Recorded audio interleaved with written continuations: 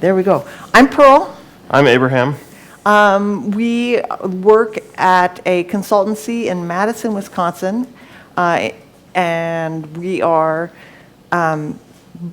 both Google developer experts. I'm an expert in web technologies, and Abraham's an expert in all kinds of stuff. Web technologies and identity and assistant as well. Yes. And if you would like to follow along with today's slides, you can do that at slides.today. This is a real domain. You can go to it. We're not just making fun of all the weird domains that people come up with nowadays. We come up with lots of weird domains ourselves. And Abraham owns many, many, many domains. He's a collector of domains. So one of these days, I'll count how many beard hairs I have and compare that to how many domains I own.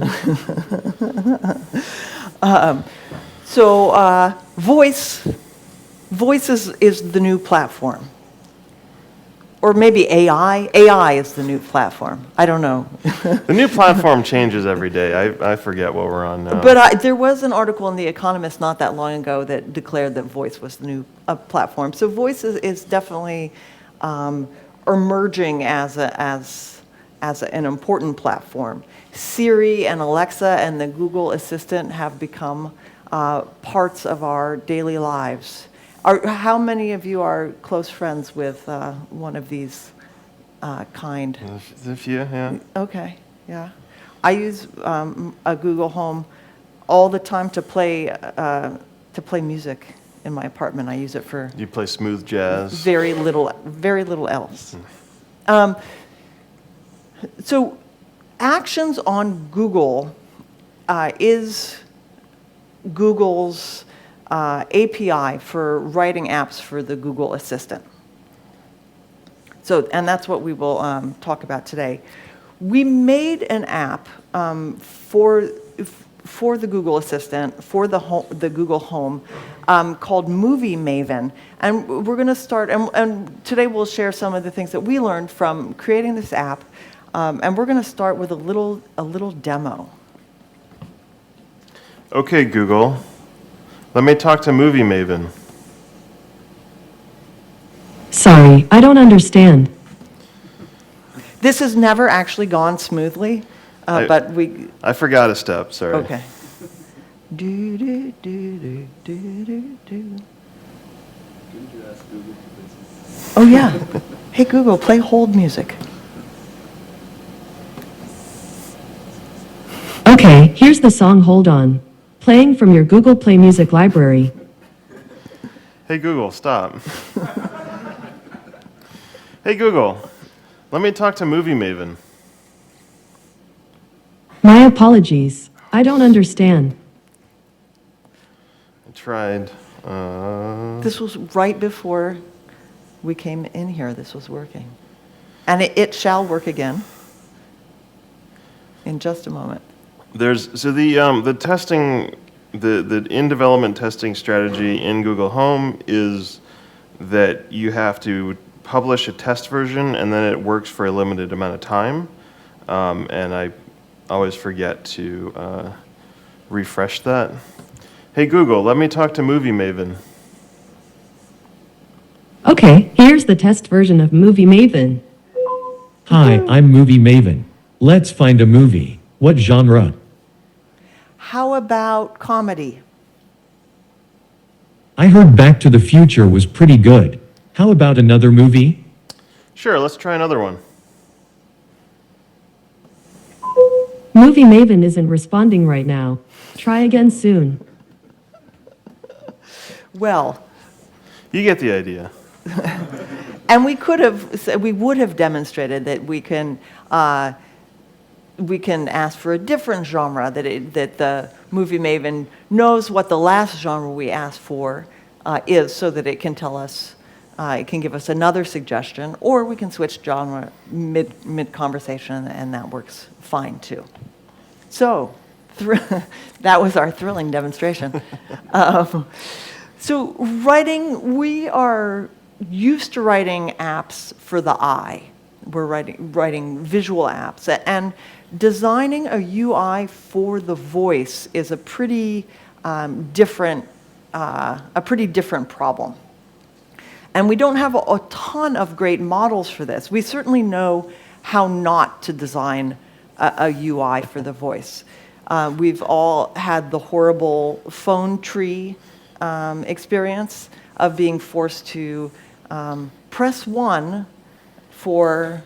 Horrible option that you don't want, but you have to do it anyway. Press 2 for, and then if you press the wrong thing, then you have to hang up and recall because you can never move back. So that's the model of what we don't want to do. You know what I bet it is that all these call services, their ROI is based on how many times they get people to call them. So they make it really frustrating, so you have to hang up and call them back again and boost their numbers, their unique daily usage numbers. So, but that's not what we want, right? We want to give people a nice experience, not a bad experience. And so Google has come up with some best practices. And we'll talk about three key things to keep in mind when you're writing a UI for the voice.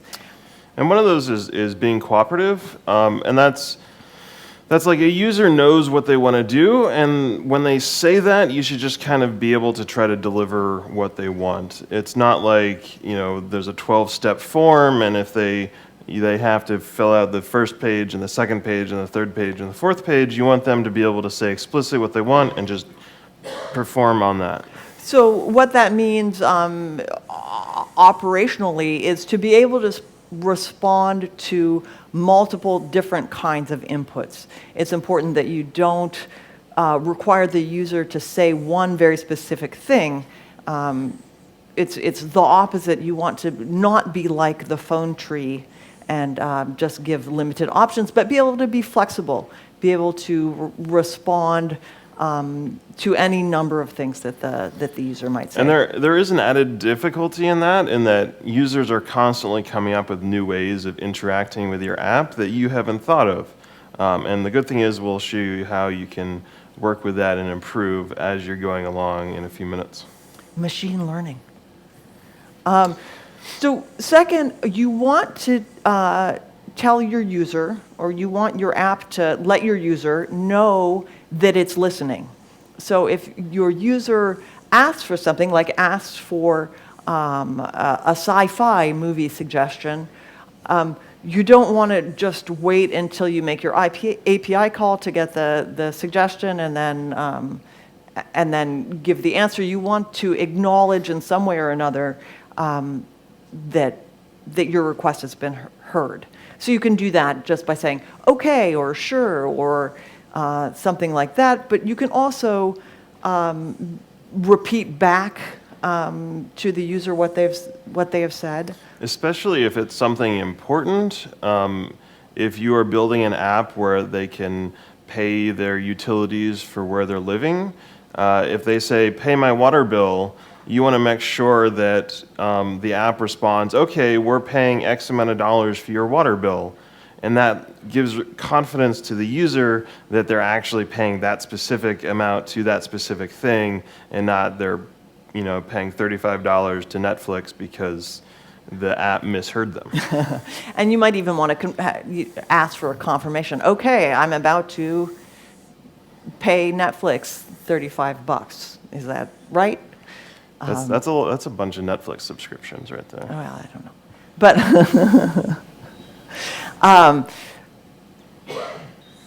But in a number of ways, you can instill confidence in your listener by confirming or affirming or just acknowledging what your user has said. And there's part of that is to make up for the lack of visual cues that you have when you talk to a person face to face. There's a lot of head nodding and small little signs that you pick up as a human that when you're interacting with a little air freshener sitting on your table, you don't get those same cues. Finally, act natural, because that is always very easy. Is that your best to robot? Do in conversation. So act natural, what does that mean in terms of your assistant app? In a way, it feels a little artificial to act natural. One way that you can appear more natural is by adding variety. So if you're having, if you're acknowledging the user with an okay, maybe you want to mix it up a little bit and have a bunch of synonyms. Okay, sure, gotcha, and then randomize or something like randomize what's going to be what you say in any one case. So that variety will make your assistant seem a little less robotic, a little more conversational. And you'll especially be able to notice this as you're developing your app, because you'll be interacting with it and saying the same things over and over as you're testing it, and having your app respond the same way every time gets old and very robotic. And that is a problem with, I think, something that we should have done better with Movie Maven, because it gets really kind of boring. Although you probably didn't have to tell them that, since it only did half the demo. Well, learn from don't do what we did. Learn from our experiences. So the Actions on Google API has a couple of different modes. One of them that we're just going to tease you with is direct actions. And the concept with that is you say, hey Google, turn on my lights. You got it. Turning on 6 lights. And that did actually turn on my apartment's lights. Hey Google, turn off my lights. Okay, turning 6 lights off. And that's you give a command and it performs an action, and that is done. That's that interaction complete. Those are not publicly available to the general developer base. There's some partners Google has given access to. What we're mostly going to talk about is the conversation actions. And it's essentially an ongoing dialogue where you say something and the app responds, and you say something back, and you keep going back and forth. Yes. Like with Movie Maven, or if you can ask your I thought you were going to say like a conversation. like a conversation. Yes, a conversational action. And there are lots there with the Google Home. There are conversational actions that are built in, like you can ask your Home to tell a joke. They're always Hey Google, tell me a joke. Okay, here you go. What's the first thing a monster eats after he's had his teeth checked? The dentist. Yeah, they're all at that high quality level. You could probably build a refined joke app where it only tells good jokes. But you would need to supply it. You would. You It's would true. need to. It's true. What were we going to say in reference to this slide? I forget. Oh, conversation actions. So they start, you have to start with an invocation. So you need some sort of way to kick off the conversation. And in our case, it's this. I'm not going to say it out loud because... Something, let me talk to Movie Maven. Yes. So that... Shh. Yeah, so that will kick off the conversation. We could have a lot of fun and do things like say, hey Siri, call mom, and see if anybody's phones call their mom. I don't see anybody grabbing at their pockets. So the conversations, there's an API for the conversation, for conversational actions that looks kind of like this. Yeah, and this is the kind of resulting underlying API that Google has made available, and it's basically a bunch of JSON blobs that they make HTTP requests to your server, and they send a bunch of this data, and then you process it and do some things and send a response back, and Google will read that aloud to the user or display it on the screen. And that's a totally legit way to interact with the API, is dealing with all this, but there's a little bit better way that we like. There is an easier way. The API.AI is a much easier way to interact with actions on Google. If we're using their API, then we're kind of using the API.AI API, right? Yes. So Actions on Google talks to an API.AI agent. Yeah? Can you say that? API.AI agent. No, I can't say it very fast. So the agent is the core of your app. In this case, our agent is called Movie Maven. And Here it is. You can kind of think of it a little bit as like a bot identity, and you can kind of craft a persona around them. So like, Movie Maven is kind of like this thing that you talk to and it answers questions and stuff. And so you can build out a backstory and make that kind of more humanized if you want. And in this API.AI console, you can do things like select the voice that your agent will have, the language that it will speak, as well as more complicated settings that we'll talk about. And we're mostly talking about Actions on Google, that API, but API.AI actually, their agents can interact with a bunch of other platforms, for example, WhatsApp or Twilio, Facebook. So even if you don't necessarily have a large number of people that are using the assistant, there might be other platforms that your users might want to interact with your app through.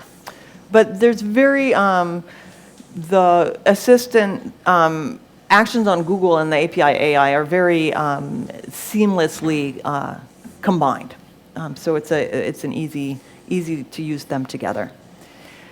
So the user of your application says stuff, blah, blah, blah, blah, blah. Which one of us is to blame for this slide? Is it you or me? This beautiful I'm slide going to blame you. I think it was you. my handiwork, yes. But it's clear. So the agent that you create in your API.AI agent takes in what the user says and extracts from that what API.AI calls intents. So what the user's intent is out of what the user has said, and then maps that intent to an action. If you're familiar with web technology, it's very much like a router of, a phrase comes in that's kind of like the path, and you're going to execute this code and return a response. Yes. And this is some example intents that we have for Movie Maven. I'd like a movie recommendation. You can also map a bunch of different phrases that should trigger the same result. So I want a movie, what's something that I should watch? Those are all phrases that could trigger the same result. And so the API.AI is listening to what you say to extract the words or phrases that are associated with a particular defined action. Part of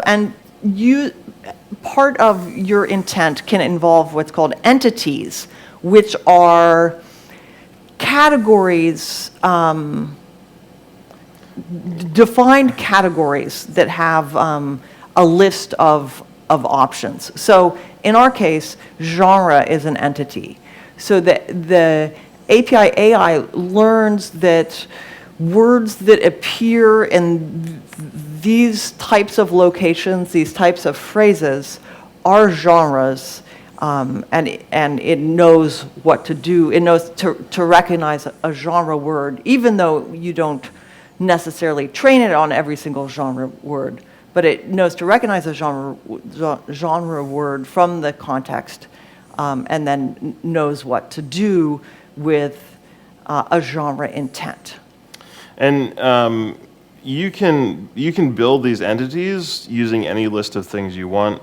A common example in the actions sample app set is building a recipe app, and so you would have like a set of entities for types of dishes. You'd cook a set of entities for vegetables, a set of entities for proteins. And so you can kind of model these based on your own app domain as makes sense. So here is our genre entity. So we define a list of genres, and then we also provide a bunch of synonyms, so that sci-fi is going to get the science fiction genre. But now I'm trying to think of like, what happens when you ask for a funny comedy? A funny comedy? Yeah, as opposed to a sad comedy. I don't think we handle that Oh. that case. Now the API.AI, if you tell it to to automate expansion, then if somebody says a word, a term that's not on the list but appears in a sentence or a phrase in the position that the AI expects there to be a genre term, it will add that term to the list. So you don't need to be exhaustive. Now, it could also, if I were to say, how about a bligsnork, and it thinks that I am talking about a genre, it will add that to the list of genres, and then that's not actually helpful. But I mean, you might have just insulted a bunch of people in Norwegian, for all you know. I don't believe that I did. Did she? No? Yeah? I didn't mean to. Something that these used to be called domains in API.AI, but they have this idea of a pre-built agent, and it's basically you can take one of these and it will set up a bunch of intents and actions and rules for a bunch of common use cases. This example here is a food delivery app, and so it sets up all these example phrases. And we'll just kind of set up a bunch of things ready for your app to use. There's a bunch of currency conversion and getting weather, and this is kind of a good way to bootstrap a API.AI app to do things. And then you can, of course, go in and edit these and change them and add new ones and remove the ones that you're not using. But it's a nice kind of template, a nice way to get started. Okay, so we have intents. We have our agent that detects intents in what the user says and then maps those intents to actions. And then the action needs to do something. We need to fulfill the intent. And that's something that we're going to do with a webhook. So API.AI understands what it's doing. You'll have your own server configured in API.AI, and so API.AI will make an HTTP request to your server with a JSON blob. And your server, in our example, we're using the Actions on Google Node package. There's a bunch of community packages for other languages and servers. The Node version is kind of the canonical version that Google uses for everything. There's a little bit of bootstrapping you have to use to set up the app. But then this API.AI namespace will handle a bunch of the functionality for you pretty seamlessly. And we'll give you a pretty clean API to interact. See, API.AI's API. API.AI's API, yes. For AI? So in our case, we have these actions in all caps that are defined in the API.AI, as well as in our Node app that lives on Heroku. And so when the API.AI sends an action, we map that to a method in our application. And so this is all your code running on your server, and you can control it however you want. Basically, it's, the user's has an intent. API.AI says, okay, this action should get run, and then this code says, when this action should get run, here's our actual code that will do some stuff. So in our case, oh, that's not what I want. So in our case, we are using a third-party API to get movie names. So when we get the ask genre action, we will then send a query to this third-party API to get titles for movies in a particular genre. And since this is your own server and your own code, you can make a request to your own database. You can do almost anything you want. Yes, it's your app. There is a little bit of state that you can have, sort of like a session cookie type amount of state. So, for example, your app can remember. There's a data object that's built in, and you can attach things to the data object. So in this case, we've got the last genre. So our app can remember the last genre that was asked for. So if the user says, "Give me another suggestion," the app will know to what genre that we're talking about and give another example from that same genre, so that you don't have to start over from the very beginning. And you could store this in your own database if you want, but that's a whole extra dependency that you have to manage. So this makes it a little bit easier. And I'm not sure what the limits are in terms of. It's pretty small. Okay, so It's like hundreds of K, I think. So maybe less than that. So you wouldn't be able to store much, but yeah, anything big you'd want to store in a database. But for just a little bit of context, a little bit of state, you can store it in the app.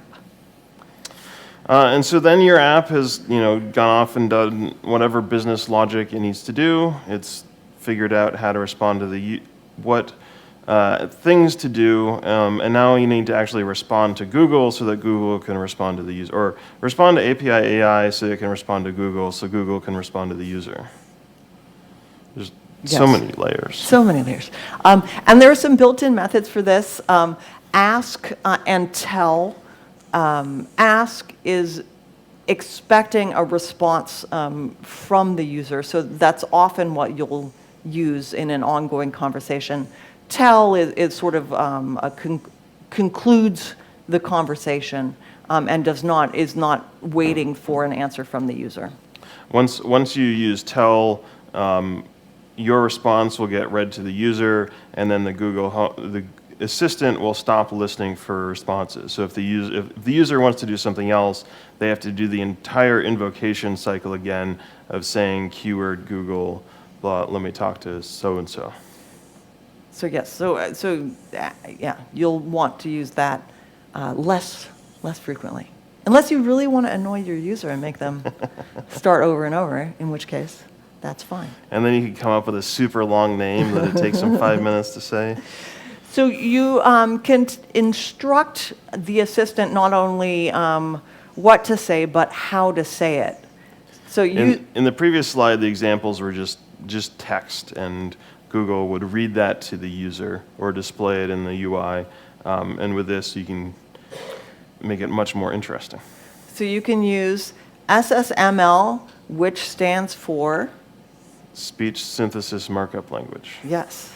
I like to say it's SML. SML. So you can use SML to tell the assistant how to say things. So for instance, you can tell it to pause. You can tell it to say SSML instead of SML if you want. or 10 instead of 1, 0. You can use, so you have a lot of control of not just what, but how the assistant speaks. And there's actually some other things you can do with this, like you can pull in audio files, and it will, play little sound bites and some other kind of neat things as well.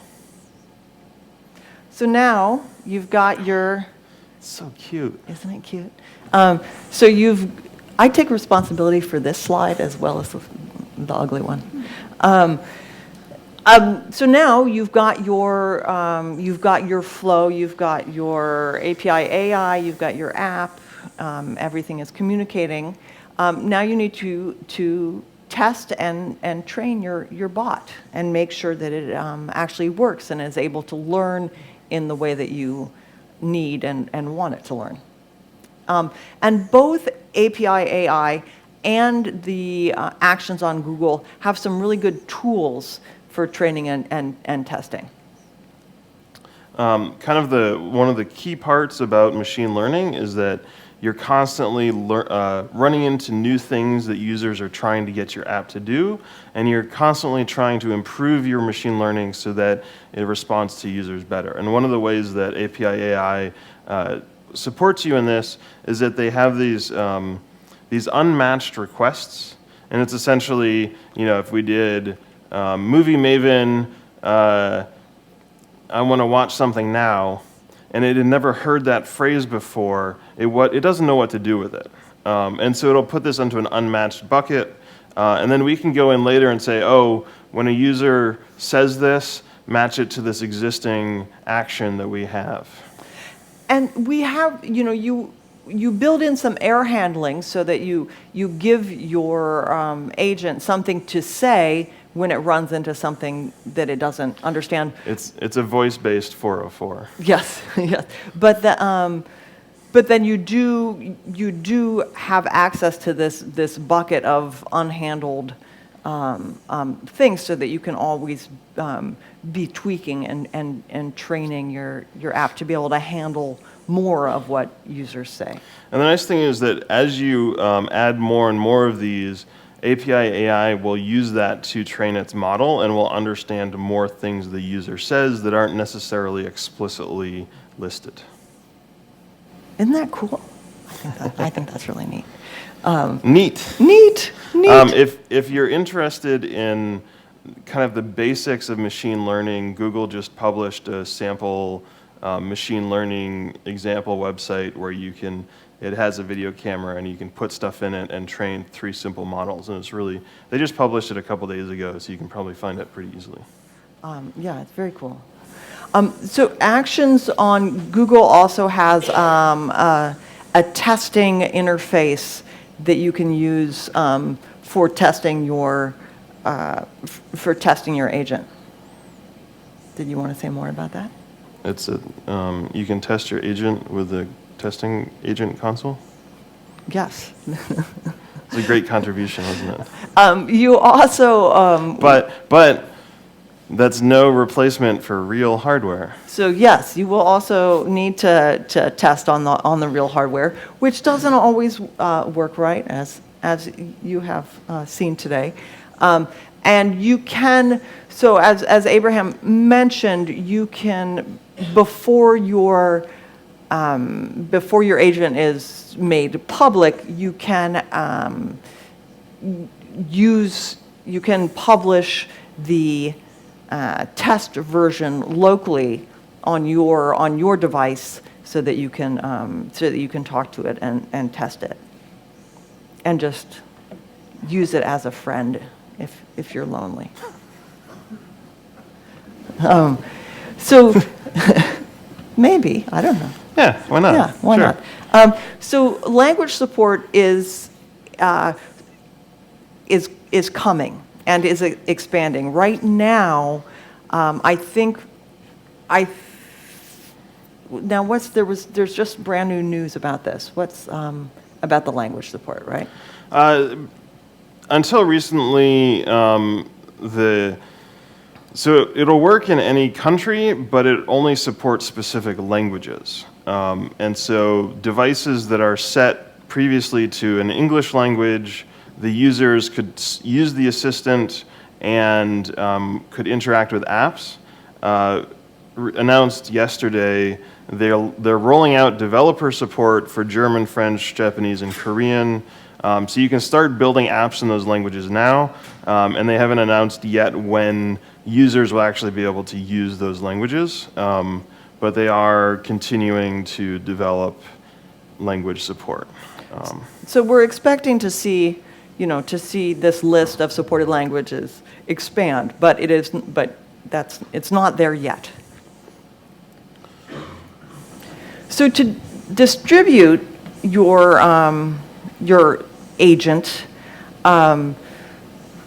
you can make your agent available to the public, and this is a list from Google of the steps you need to take to distribute your agent. It's a review process that's a lot like submitting your app to the Apple App Store, in that you have no idea how long it's going to take. And there are steps. There's the brand guidelines that you need to follow. And it is a little different in that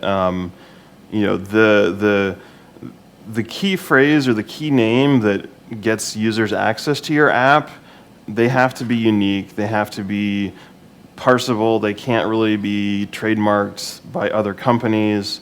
So there's a little bit more work around like the branding of your app itself in order to get going.